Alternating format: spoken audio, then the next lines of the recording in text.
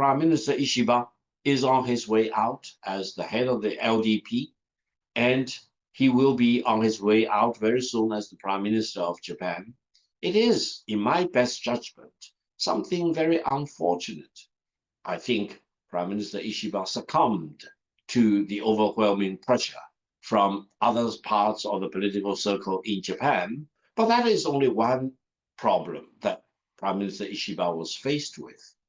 What he was faced with more fiercely was his relations with the United States.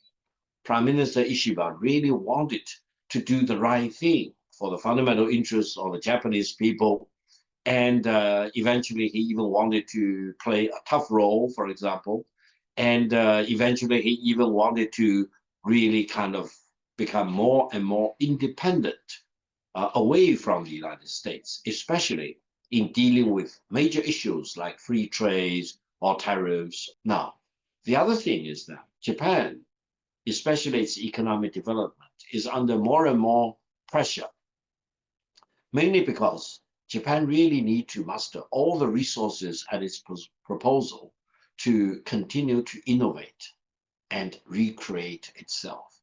Why? Because the world is changing very fast. In terms of artificial intelligence, unfortunately, Japan is not in the leading position. Now, the other thing is Japan is also faced with a dilemma in terms of the ICE car. And I think given the importance of the automobile industry in Japan, Japan really needs to get its act together and make a very timely decision as to how they want to reorient the automobile industry in Japan.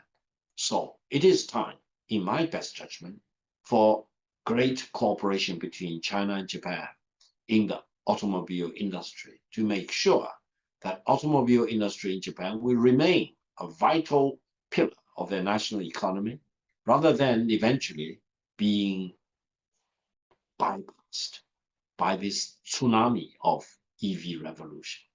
So I think Japan is at a kind of a turning point, whether it wants to go in the direction of greater peace, or whether it will allow itself to be pulled more and more into the so-called US anti-China orbit.